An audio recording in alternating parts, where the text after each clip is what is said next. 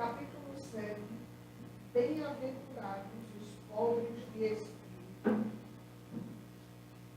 No item 7, mistérios ocultos aos sábios e aos prudentes.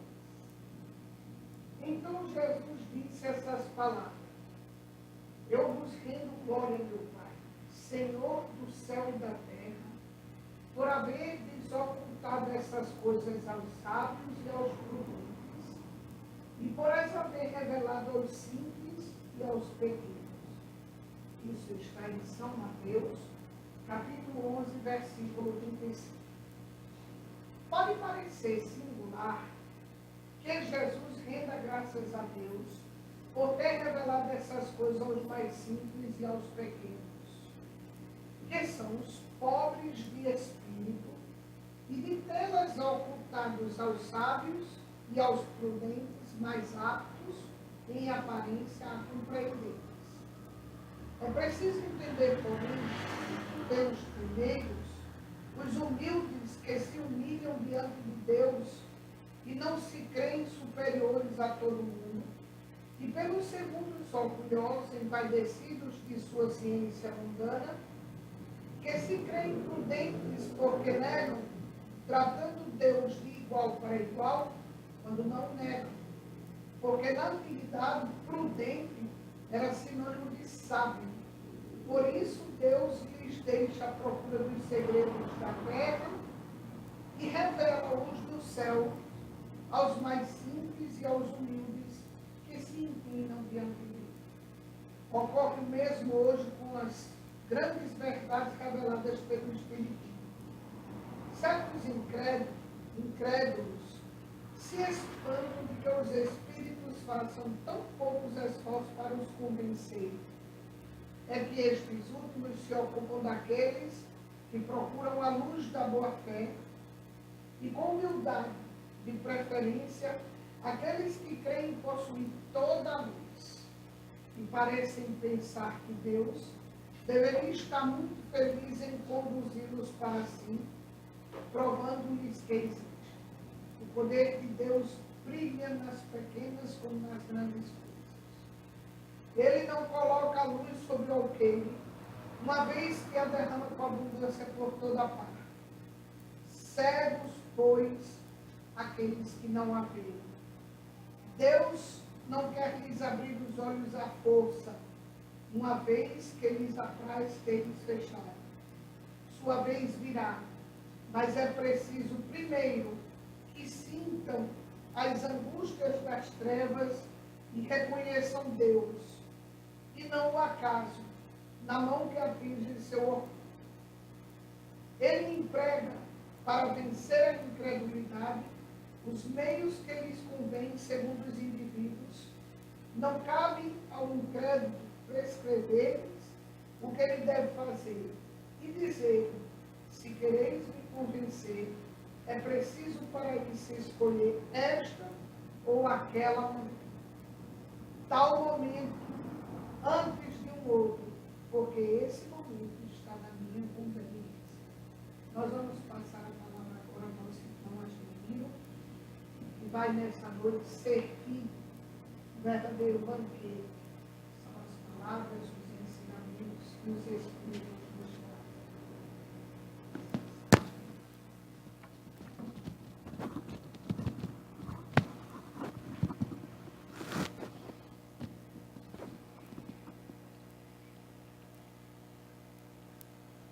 Meus amigos, minhas amigas, meus irmãos, boa noite. É sempre um prazer estar aqui e juntos aprendermos o que esta doutrina consoladora nos traz, nos orienta, nos dando firmeza nesta caminhada, neste momento.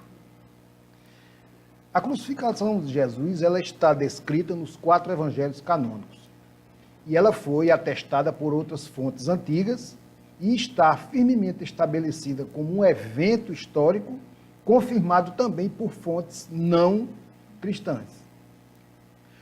Os cristãos, eles acreditavam que o sofrimento de Jesus já tinha sido previsto na Bíblia hebraica.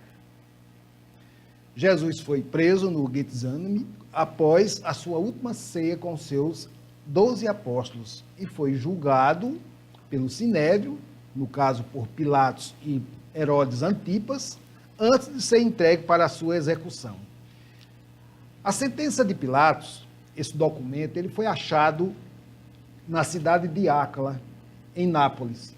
Estava dentro de 2 caixinhas, uma de ferro, e por dentro desta uma outra feita de finíssimo marfim, onde estava esse valiosíssimo documento, escrito ainda em letras hebraicas, que era um pergaminho. E eu vou, se me permitem, lê-lo na íntegra para que entendamos. Dizia o documento: eu, Pôncio Pilatos, aqui presidente romano dentro do palácio e da arquipresidência, julgo, condeno e sentencio à morte a Jesus, chamado pela plebe Cristo Nazareno, e de pátria Galileia, homem sedicioso da lei mosaica, contrário ao grande imperador Tibério César, e determino e pronuncio pela presente que sua morte seja na cruz e pregado com cravos, como se usa com os réus. Que sua morte seja na cruz, porque aqui congregando e juntando muitos homens ricos e pobres, não parou de causar tumultos por toda a Judéia, fazendo-se filho de Deus e rei de Jerusalém, ameaçando trazer a ruína para esta cidade e para o seu sagrado templo, negando o tributo a César e tendo ainda tido o atrevimento de entrar com palmas em triunfo e com parte da plebe na cidade de Jerusalém e no templo sagrado. Ordeno que meu primeiro centurião, Quinto Cornélio, leve publicamente Jesus Cristo pela cidade, amarrado e açoitado, e que seja vestido de púrpura e coroado com alguns espinhos, com a própria cruz nos ombros, para que seja exemplo a todos os malfeitores. E com ele sejam levados 2 ladrões homicidas, e sairão pela porta sagrada, agora antoniana, e que leve Jesus ao monte público da justiça, chamado Calvário, onde crucificado e morto, fique o corpo na cruz como espetáculo para todos os malvados, e que, sobre a cruz, seja colocado o título em 3 idiomas, e em todos 3, no caso hebraico, grego e latim, diga Jesus Nazar Rex e Adeorum, Jesus de Nazaré, Rei dos Judeus, e em latim, INRI. Da mesma maneira, ordenamos que ninguém de qualquer estado ou qualificação atreva-se temerariamente a impedir tal justiça por mim ordenada, administrada e executada com todo o rigor segundo os decretos e leis romanas e hebreias, sob pena de rebelião ao imperador romano.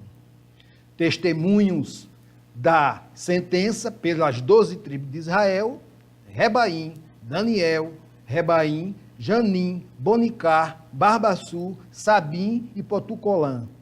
Pelos fariseus, Búlio, Simeão, Ronol e Rabinim, Mondangu e Bom Confuso. Pelo sumo sacerdócio, Rebã, Nidos, Bom Casado. Notários desta publicação, pelos hebreus, Nitambarta, pelo julgamento e pelo presidente de Roma, Lúcio, Sestílio e Amásio Clio. Então, este era o documento que foi redigido àquela época, sentenciando Jesus. Várias abordagens já foram utilizadas para estimar o ano da crucificação.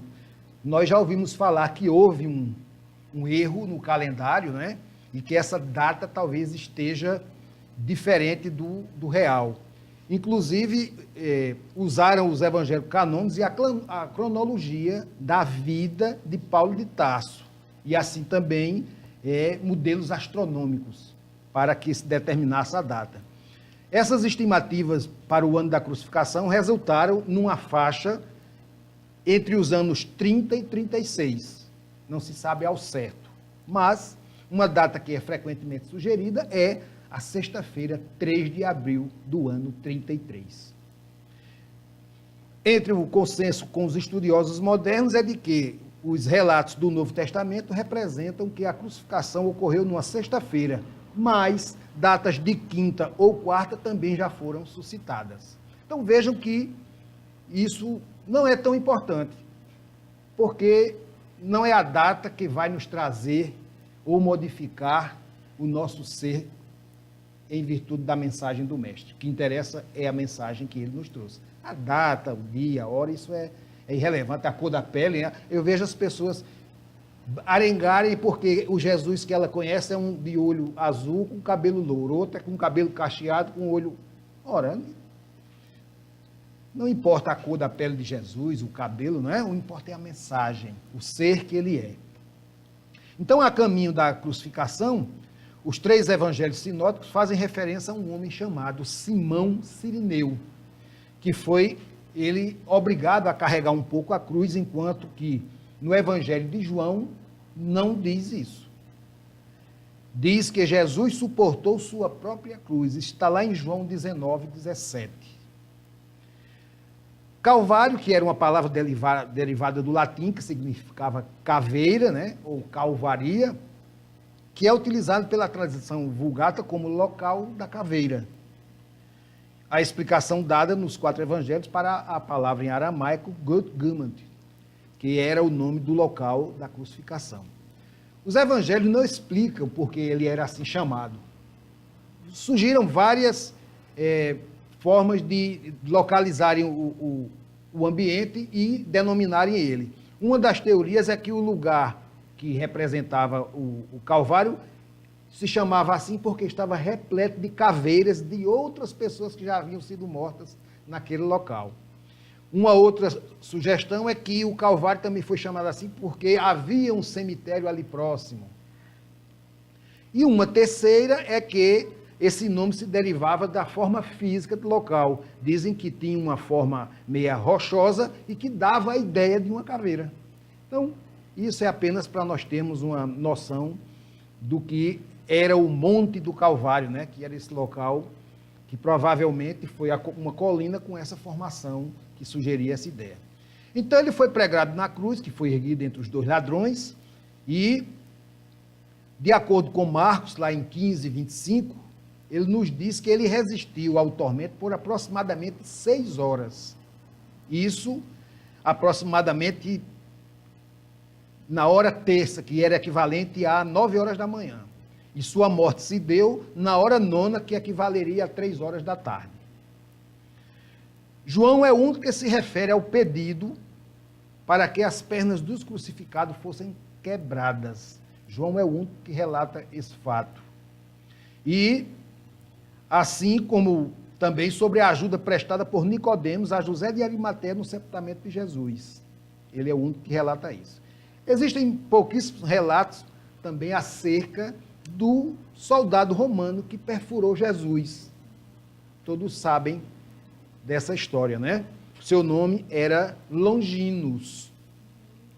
Ele tinha um problema ocular no qual dificultava a sua visão. E, para que ninguém soubesse do seu problema, ele era do exército romano, e para que não o colocassem para fora por conta do defeito, ele era muito hábil com a lança e exercia com valentia tudo que lhe era determinado. Com o passar do tempo, já perto de se aposentar, ele foi um dos enviados para Jerusalém e designado para compor o comando da guarda que seguiria com a crucificação de Jesus. O nome era Longinos, que era derivado do grego, que significa uma lança, que era o nome do cidadão. Ou também ele era conhecido como o centurião, que falou na hora que Jesus deu o suspiro, quando ele diz, realmente este homem era o Filho de Deus. Também atribui-se a ele essa frase. Lá em João 19, 32 a 36, diz assim, vieram os soldados e quebraram as pernas do primeiro e do outro que com ele foram crucificados. Chegando, porém, a Jesus, como o vissem já morto, não lhes quebraram as pernas, mas um dos soldados abriu-lhe o lado com uma lança e, imediatamente, saiu sangue e água. O que foi testemunha deste fato o atesta, a fim de que vós creiais. Assim se cumpriu a Escritura, nenhum dos seus ossos será quebrado. Então, durante esse percurso até o Calvário, Longinos ouviu aquele comentário, né?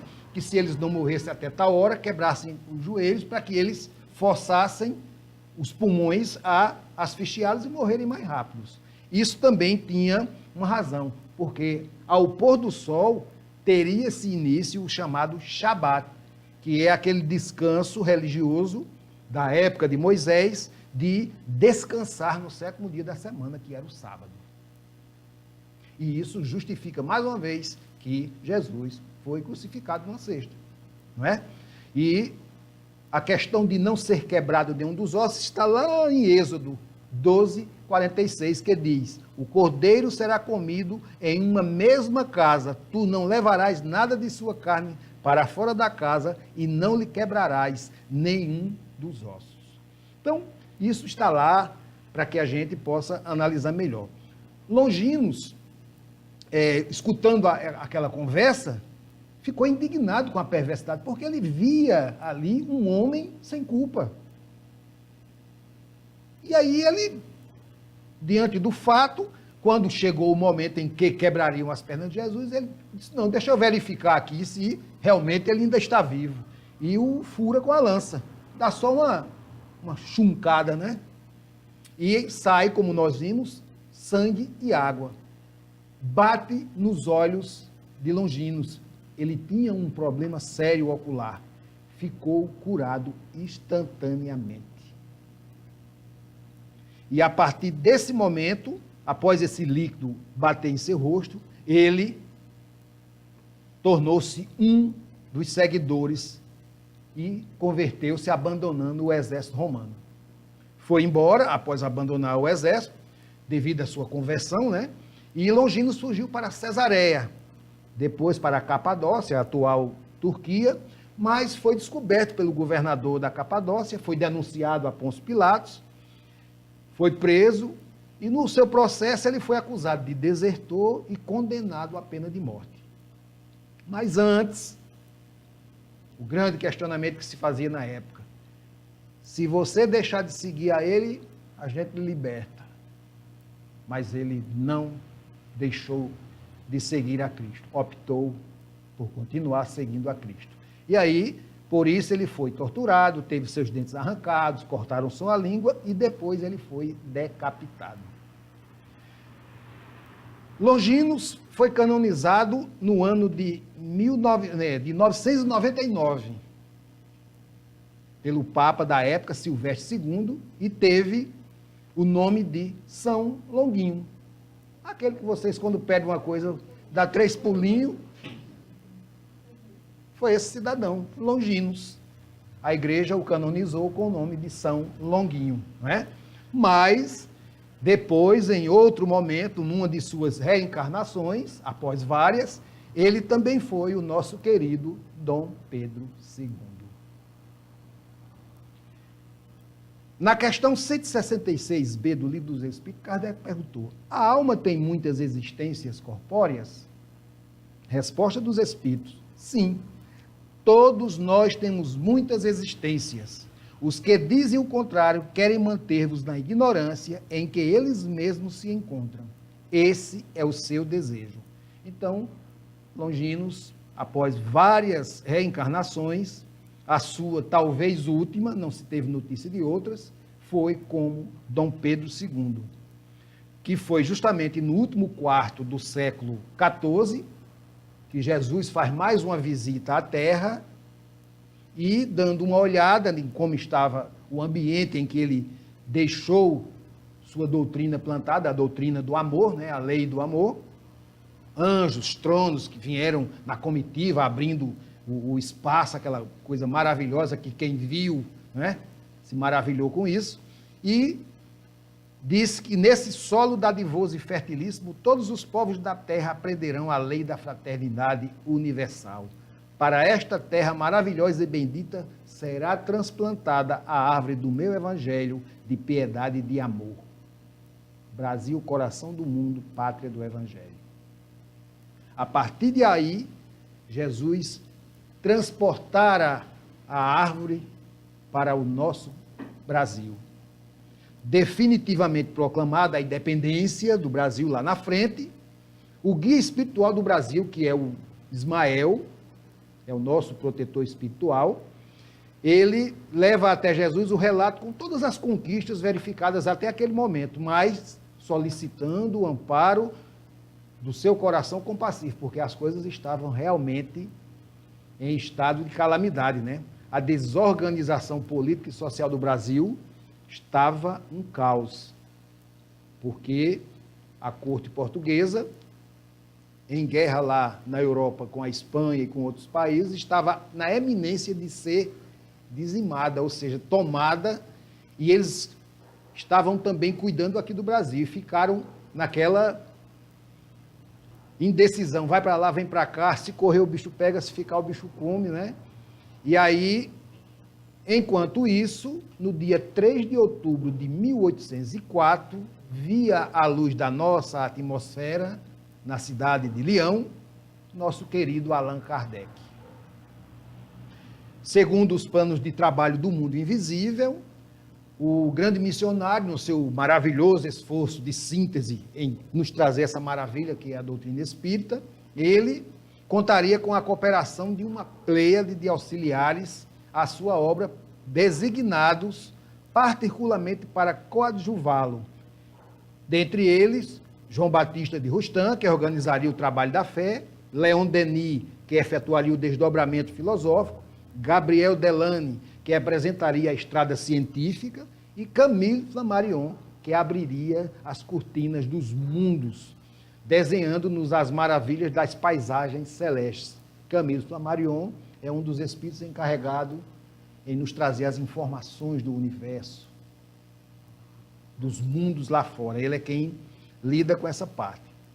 Então, todos eles cooperaram assim na codificação kardeciana e na época do Velho Mundo, e dilataram isso com os necessários complementos, ou seja, as outras obras que são paralelas ao estudo que nós fazemos da doutrina espírita. Nós temos desses mártires aí várias informações que coadunam com a codificação. Então, por aqui corriam os idos de 1824 e o país encontrava-se na sua emancipação, né, que estava mais ou menos consolidada, já perante os portugueses. Os estadistas que aqui estavam com toda dificuldade para a organização estatal da nossa terra, da época Terra do Cruzeiro, né? Então a Constituição, depois desses debates, dessas brigas, daquelas mortes que nós sabemos, foi por fim determinada e houve a dissolução da Assembleia Constituinte, e com o exílio desses brasileiros que participaram, né? Ela só foi realmente proclamada e jurada justamente na época de 25 de março de 1824. Nesse dia, findava-se a mais difícil de todas as etapas da independência, e o coração inquieto do primeiro imperador até que se gabava refletindo, muitas vezes, na visão daqueles dias turbulentos, né? Pelo que ele passou até chegar onde estava, mas, mesmo assim, as coisas não estavam muito legais, né? Então, recebendo as confidências de Ismael, que apelava para a misericórdia de Deus, Jesus considerou a necessidade de polarizar suas atividades no Brasil, que seria o centro dos exemplos de virtudes e o modelo geral para todas as outras nações. Vejam que nosso Brasil não é só um simples país de dimensões continentais. Nós temos uma missão importante diante de todos os outros povos. E vejam que isso está ocorrendo. Os exilados que aqui chegam, todos aqui são bem recebidos. Não se queima, não se critica nenhuma outra nação. Aqui e acolá há um destroço, mas são casos que não são relevantes. Nós não temos essa distinção de raça ou cor. O racismo, puramente, nós tem suas fontes, existem seus locais, mas não é uma generalidade. Nós aceitamos de bom agrado qualquer um que venha de outra nação para cá. E assim, vendo tudo isso, esse quadro, Jesus prontamente convida Longinos à sua presença e diz: Longinos, entre as nações do orbe terrestre, organizei o Brasil como o coração do mundo. minhas assistências misericordiosas têm velado constantemente pelos destinos dessa nação, inspirando a Ismael e a seus companheiros do infinito a conseguir evitar que a pilhagem das nações ricas e poderosas fragmentassem o seu vasto território. Ou seja, já sentimos essa proteção porque eles vinham nos roubar e aqui eram rechaçados pelos índios, pelos portugueses e até por outros que estavam por aqui, holandeses, espanhóis, os ingleses também passaram por aqui, né? E aí, diante de tudo isso, Jesus convida Longinos para uma missão e pergunta: sente-se o teu coração com a necessária fortaleza para cumprir uma grande missão na pátria do Evangelho? E Longinos responde: Senhor,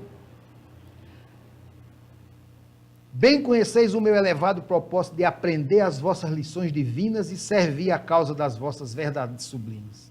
Então, muitas existências de dor tenho voluntariamente experimentado para gravar no meu íntimo e no meu perispírito a compensação do vosso amor infinito, que não pude entender ao pé da cruz dos vossos martírios no Calvário, em razão dos espinhos da vaidade e da impenitência que sufocam naquele tempo a minha alma.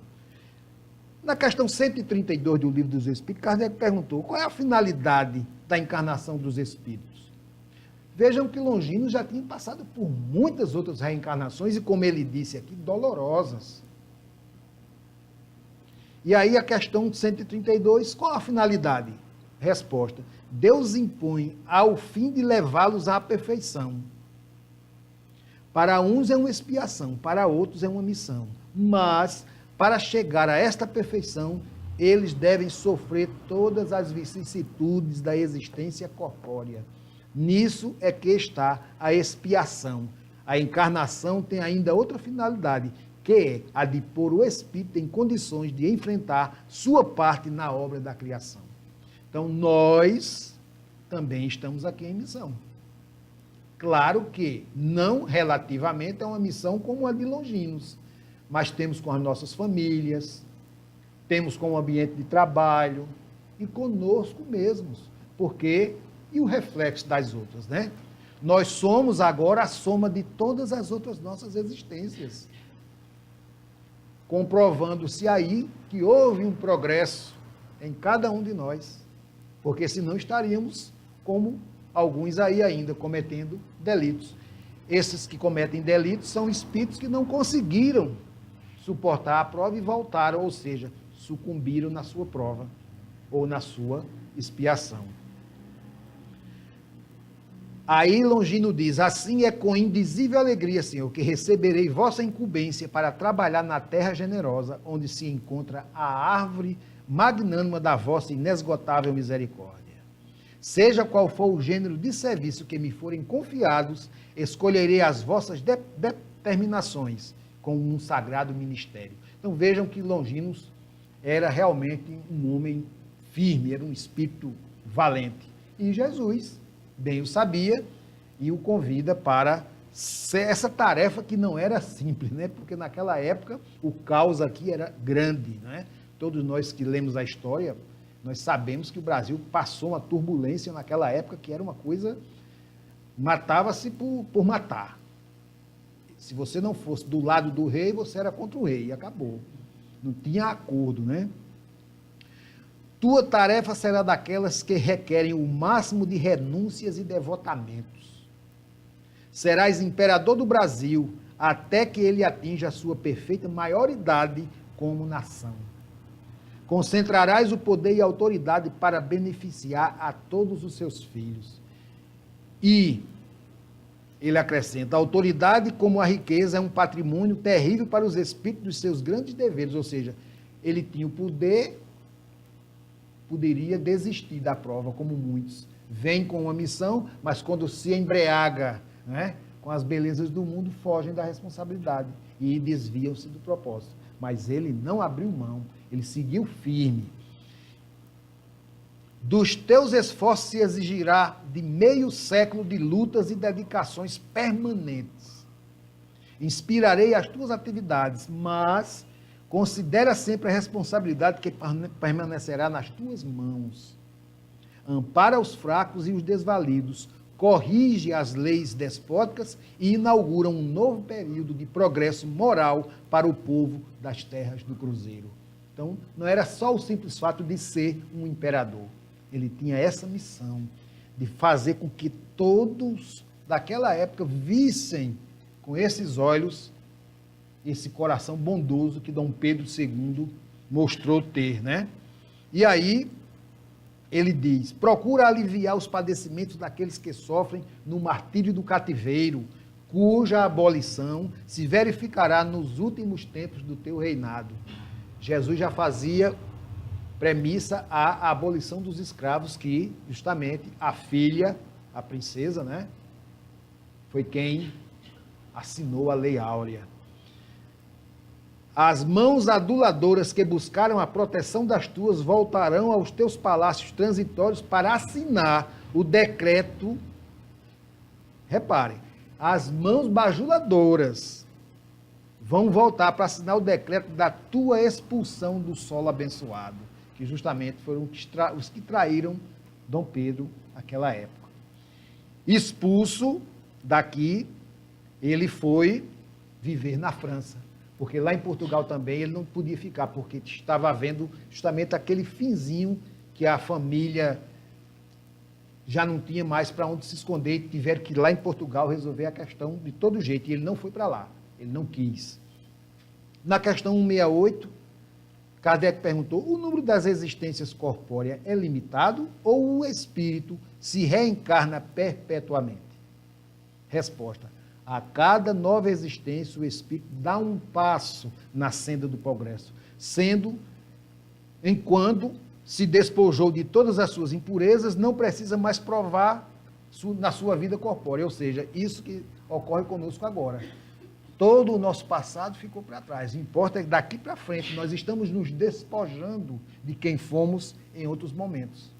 Estamos progredindo, e daqui para melhor, porque estamos num mundo de provas e expiações, na eminência de ser um mundo de regeneração. Então, nós estamos participando desse momento. Veja que há também aí uma responsabilidade nossa, né? Nossas boas vibrações, nossa visão do que está acontecendo agora, para não ser conivente, principalmente na questão política, né? Todos estão observando o que está acontecendo. É um momento que nós estamos vivendo que carece de muita atenção, porque depende de nós. Nós somos coartífices, né? A nação brasileira é dos brasileiros. Então nós precisamos tomar pulso. É bíblico, está lá na Bíblia, cada povo tem o governo que merece. Então Jesus, àquela época, determinou a uma criatura como Longinos uma responsabilidade tamanha, confiada ao espírito que era Longinos. E veja que ele assumiu até os seus últimos instantes. Longinos recebeu com humildade a designação de Jesus, implorando o socorro de suas inspirações divinas para essa grande tarefa do trono.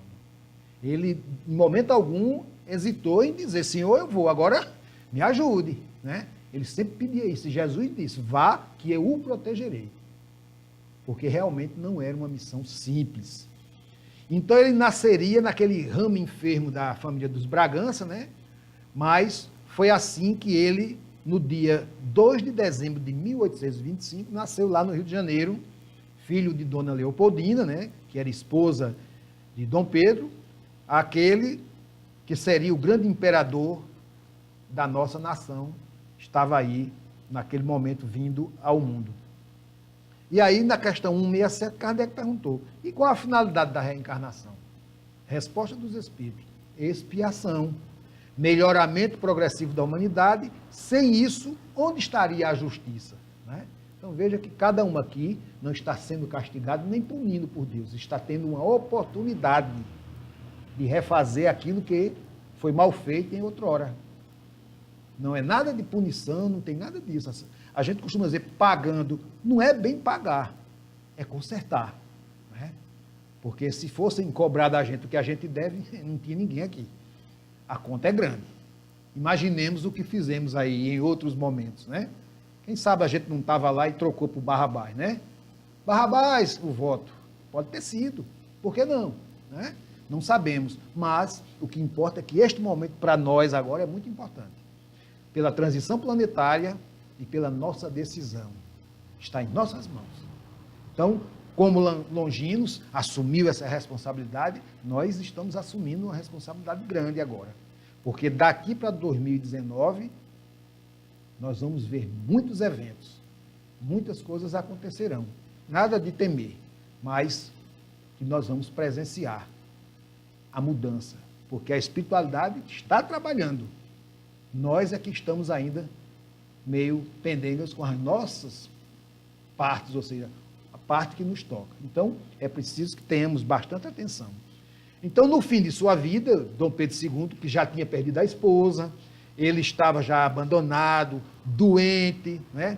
E estava lá num modesto quarto de um hotel que ele passou o resto de sua vida. Então, ele, depois de um certo tempo, pediu para que um grande amigo dele trouxesse do Brasil um caixotinho cheio de areia. Todos aqui já ouviram essa história, né? Que ele fez um travesseiro, né, com essa terra, né? Todos já sabemos. E ele,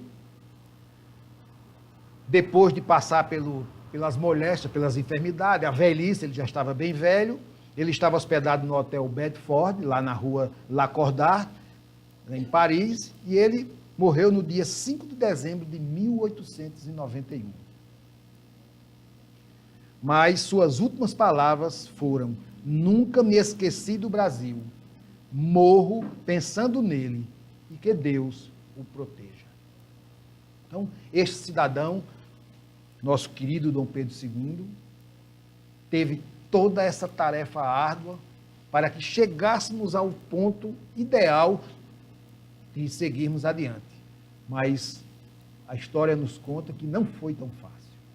Nós tivemos outros espíritos de porte que vieram para reforçar, porque a tarefa por si só não iria adiante, porque tinha esses traidores, né, com outros interesses. Eles vinham aqui somente saquear. Nós não somos uma nação muito rica. Ainda temos muito que explorar. Mas, diante de todos esses fatos, o Brasil chegou onde chegou. Nós hoje somos uma grande nação, somos respeitada no mundo inteiro, muito embora tenha aí seus altos e baixos, isso ocorre também em outros locais, mas nós estamos vivendo um momento ímpar, porque nós somos, como vimos aqui, o coração do mundo, a pátria do Evangelho. Nós temos uma missão enorme para com as outras nações. Eles estão vindo para cá, não é por acaso. Nós temos em São Paulo uma colônia japonesa que é tão grande quanto uma cidade qualquer aqui do interior do Nordestino. Nós temos colônias lá também de chineses. Da nação que você imaginar em São Paulo tem colônia. Nós temos cidades alemães aqui no Brasil, como é o caso de Santa Catarina, aquela região de Curitiba, não é? Foram fundadas por alemães. Mas estão aí. E pergunta se eles querem sair. Nós temos aqui em Campinas, por exemplo, chineses que estão vindo, são grandes comerciantes aqui já. Se instalam, vêm, trazem sua família. Então nós somos essa pátria e temos essa missão. Porque o que vai acontecer com esses outros países por aí, eles vão depender de nós. Nós somos o celeiro do mundo. A nossa produção agrícola é incalculável. Mas, infelizmente, passamos pelo que passamos, por alguns que ainda não caiu a ficha da sua grande responsabilidade.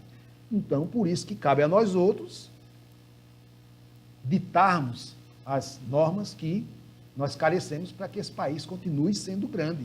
Que será? Porque a espiritualidade, como eu disse, não parou de fazer seu trabalho e nós estamos apenas cumprindo o que nos foi determinado inconscientemente agora, mas no momento em que nos desdobramos, nós somos lembrados. Cada um aqui é lembrado da sua missão.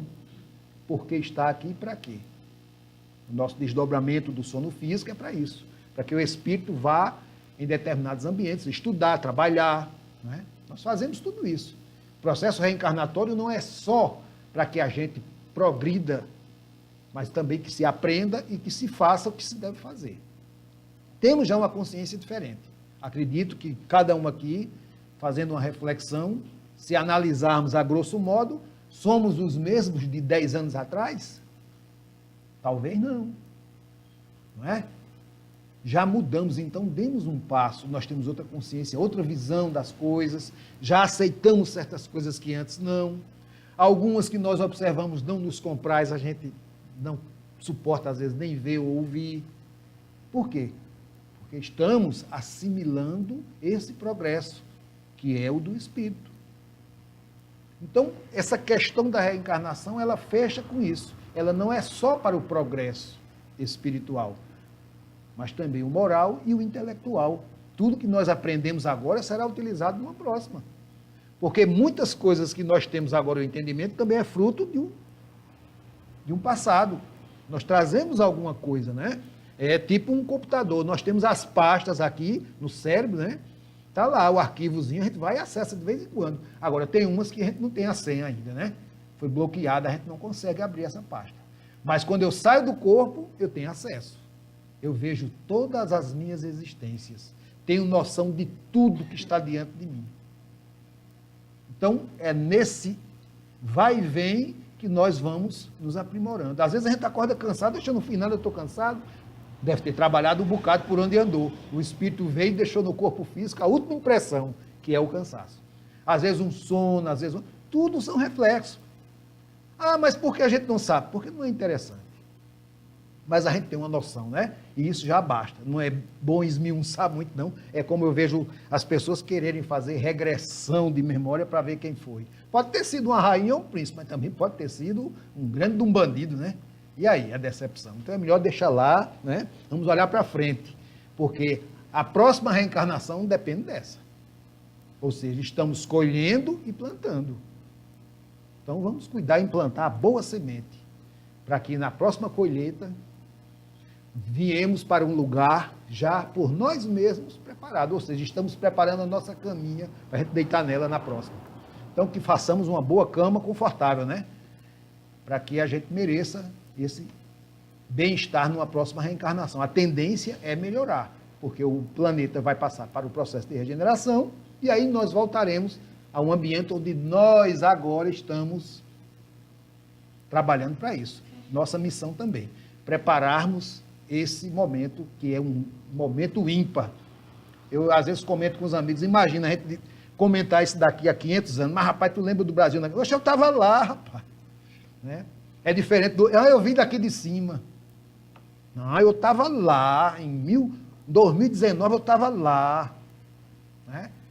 Então, a gente vai ter esse privilégio de estarmos agora participando dessa mudança, dessa transição planetária, que levará, depois de 2019, mais alguns anos. Segundo Emmanuel, ela se finda em 2057. Mas vamos trabalhar, é para isso que estamos aqui, para crescermos, evoluirmos, a cada dia sermos criaturas melhores e merecedoras de um futuro, porque depende só de nós, não é? Vamos fazer a coisa certa, procurar errar menos, tocar a vida, ser feliz. Não importa o que digam, o que falem, né? Fazer como aquela letra da música, deixa isso para lá, o que é que tem, eu não estou fazendo nada, né? Então vamos embora, vamos erguer a cabeça. Dificuldades vão sempre existir, é um planeta ainda em processo de regeneração, e isso vai aos poucos mudando. Vamos chegar num momento em que vai haver o equilíbrio entre o bem e o mal, e aí nós vamos ter uma nação, um país, um mundo bem melhor de se caminhar. E aí, quem sabe, logo, logo atingiremos o ápice de sermos um mundo feliz, um mundo onde não precisaremos mais ter a maldade ao nosso lado, por conta da nossa atuação agora. Este momento, repito, é fundamental para as decisões que vamos tomar, não para agora, mas para um futuro vindouro, que logo, logo despontará, porque 100 anos aqui na Terra é um estalo de dedos no mundo espiritual, né? Você desencarna com 100 anos, mas rapaz, eu ainda queria fazer tanta coisa, mas rapaz, tu passar 100 anos lá não fizesse nada, né? Aí 100 anos lá, quando você olhar, é um dia, né? A relação tempo e espaço não existe. Então, nós somos eternos, vamos cuidar e tocar o nosso barco para frente, ser felizes, acreditar, confiar. Está difícil, mas vai passar. Como diria Chico, tudo passa, só depende de nós. Então, agradecermos a Jesus, nosso mestre, a Ismael, nosso grande protetor, e seguirmos em frente, cumprindo cada um a sua missão, fazendo do seu jeito, da sua maneira, mas sempre buscando fazer o melhor. Não só para você, obviamente, mas para o próximo, porque, pensando assim, estaremos fazendo o que Jesus nos aconselhava, que fizéssemos ao outro o que gostaríamos que o outro nos fizesse. Então, muita paz para todos, que Jesus nos conceda sempre a serenidade necessária para aceitarmos as coisas que não podemos modificar, a coragem para modificar aquelas que podemos e a sabedoria para distinguirmos uma das outras. Muita paz para todos.